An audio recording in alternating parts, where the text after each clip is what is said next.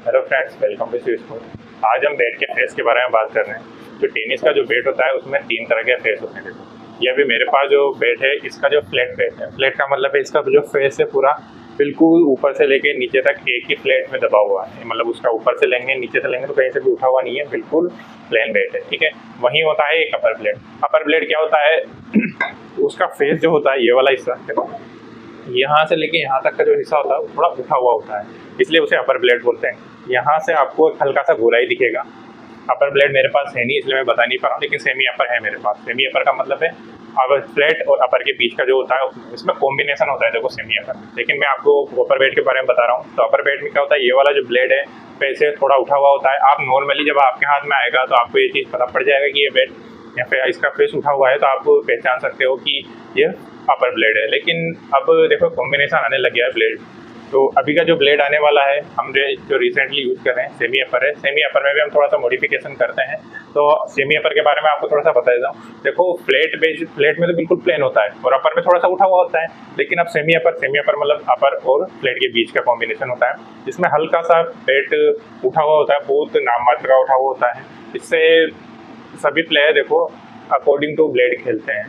सब जैसे बहुत से हिटर होते हैं, बहुत से 360 होते हैं, बहुत से ऐसे प्लेयर भी होते हैं जो अपना गेम रेगुलर लंबा खेलते हैं, टाइमिंग से खेलते हैं, सभी तरह के शॉट मारते हैं। तो मैं मोस्टली आपको बताता हूँ हर बेट अलग अलग कैटेगरी के प्लेयर के लिए बना हुआ है। ठीक है, तो मैंने आपको फ्लैट के बारे में बता दिया, अपर के बारे में बता दिया और सेमी अपर बता दिया। यह 3 ही प्लेट है जो पॉपुलर है और सबसे ज़्यादा ट्रेंडिंग में चल रहा है। फ्लैट बिल्कुल प्लेन होता है, सेमी अपर हल्का सा उठा होता है और यदि थोड़ा ज़्यादा उठा हुआ है तो वो अपर ब्लेड है। अब मैं आपको ये चीज़ भी बता देता हूँ कि कौन सा बेट किस प्लेयर के लिए सही होता है। तो मोस्टली सबसे पहले मैं अपर ब्लेड के बारे में बताता हूँ।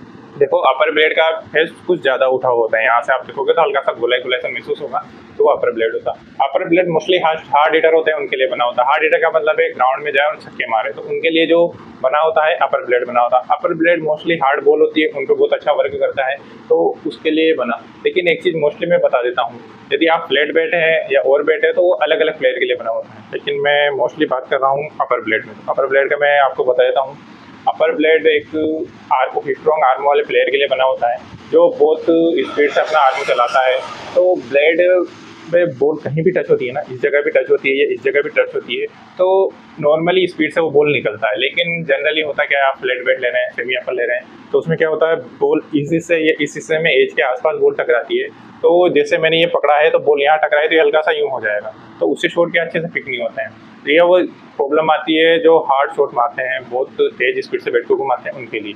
और जनरली बहुत से ऐसे प्लेयर होते हैं 360 खेलते हैं, थोड़ा रुक के भी खेलते हैं और ज़रूरत पड़ने पर हार्ड हिटिंग भी करते हैं, तो उनके लिए सेमी अपर होता है। सेमी अपर मोस्टली भी ये होता है कि आप हार्ड भी खेल सकते हैं और रुक के भी, टाइमिंग वाले शॉट भी, कट शॉट जैसा भी आप पढ़ना चाहें सब में सक्सेस होते हैं। लेकिन अपर ब्लेड कट शॉट में सक्सेस नहीं है। देखो आप कट शॉट मारने जाएंगे, स्लोली बैट घुमा तो बैट में हल्का सा एज लग के कैच चला जाएगा।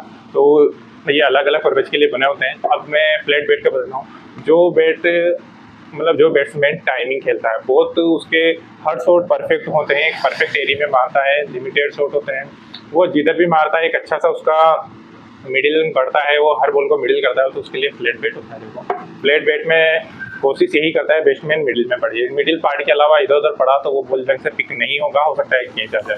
लेकिन फ्लैट बैट का जो ज़्यादातर यूज हो रहा है ना, वो हो रहा है सॉफ्ट टेनिस बॉल में। सॉफ्ट टेनिस में आप ज़्यादातर लेंगे तो उसमें फ्लैट बैट ही मैं भी रिकमेंड करूँगा, आप फ्लैट बैट लें। लेकिन यदि आप हार्ड टेनिस खेल रहे हैं तो ये चीज़ जज करें कि आपके शॉट कैसे हैं। आप यदि मल्टीपर्पज शॉट मारते हैं, लिमिटेड शॉट है और एक 360 होता है और एक ऐसा ही हिटर होता है कि बस उसको शॉट ही मारना है, बॉल कहाँ आ रहा है, कैसा आ रहा है, क्या है, उससे कोई मतलब नहीं, बस उसको छक्के पे जाना है, तो उसके लिए एक अलग से बैट होता है। तो मैं स्पेशली मैंने आपको क्लियरली बता दिया, जो बिल्कुल ही ज़्यादा हार्ड हिटर है उसका काम बस स्पीड से बैट का रोटेशन है, बहुत लंबे लंबे छक्के मारना है, तो उसके लिए अपर ब्लेड होता है। देखो और बहुत से ऐसे प्लेयर होते हैं जो रुक के भी खेलते हैं, स्थिति के हिसाब से देख के खेलते हैं और ज़रूरत पड़ने पर फास्ट भी खेलते हैं, तो उनके लिए सेमी अपर होता है। और जिनके कॉन्सेप्ट क्लियर हैं, ज़्यादातर बॉल मिडिल कर पाते हैं, तो उनके लिए फ्लैट बैट होता है। तो ये तीनों बैट में डिफरेंस है।